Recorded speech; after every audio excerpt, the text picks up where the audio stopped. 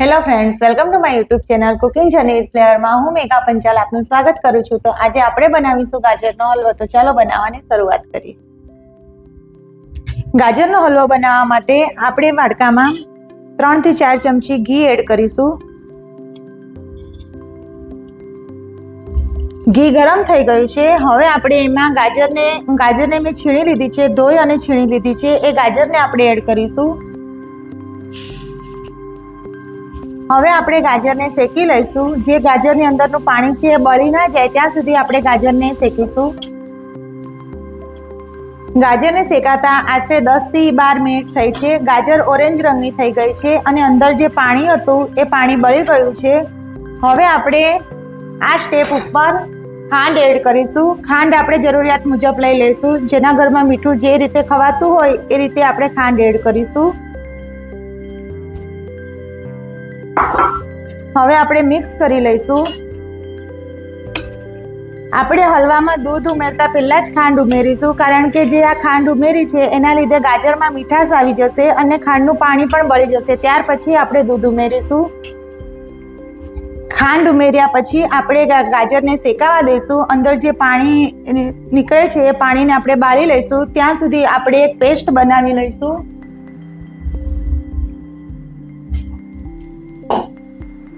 Paste બનાવવા માટે મેં અહીં 10 થી 15 નંગ કાજુ લીધા છે અને 4 મોટી ચમચી મિલ્ક પાવડર લીધો છે। એમાં આપણે થોડું દૂધ એડ કરીશું।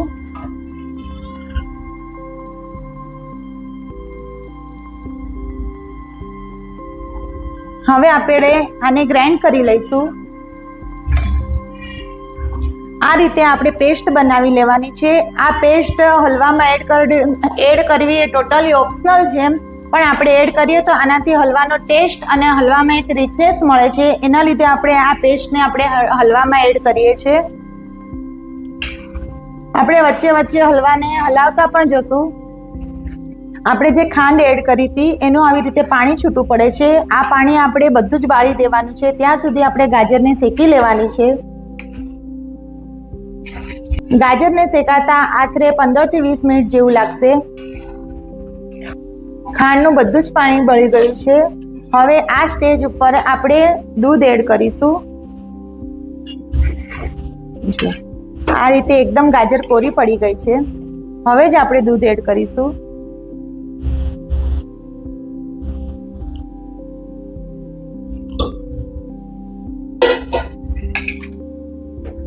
હવે દૂધ એડ કર્યા પછી આપણે દૂધમાં ગાજરને 15 થી 20 મિનિટ માટે ચડવા દઈશું।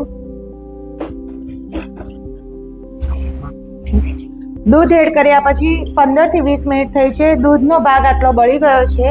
હવે આપણે એમાં માવો એડ કરીશું।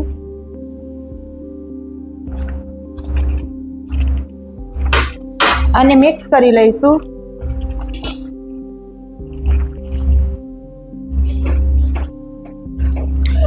માવો ન હોય તો આપણે ખાલી દૂધમાં પણ આ હલવો બનાવી શકીએ છીએ।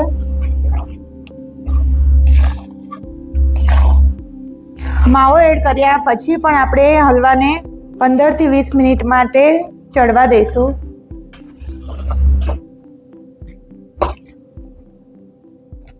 15 થી 20 મિનિટ થઈ ગઈ છે। હવે જે આપણે આ મિલ્ક પાવડર અને કાજુની પેસ્ટ બનાવી હતી એ એડ કરીશું અને મિક્સ કરી લઈશું। હવે જે ગાજરની અંદર બધો જે દૂધનો ભાગ છે એ બધો દૂધનો ભાગ આપણે બાળી દઈશું। ત્યાં સુધી આપણે ચડવા દઈશું। હલવામાં રહેલું બધું જ દૂધ બળી ગયું છે। એકદમ દાણેદાર હલવો બનીને તૈયાર થઈ ગયો છે। હવે આપણે એમાં એલચી પાવડર એડ કરીશું અને મિક્સ કરી લઈશું। અહીં તમે કાજુના ટુકડા પણ એડ કરી શકો, પણ મેં કાજુની પેસ્ટ એડ કરી છે એટલે ટુકડા એડ કરતી નથી। હવે આપણે ગેસ બંધ કરી દઈશું।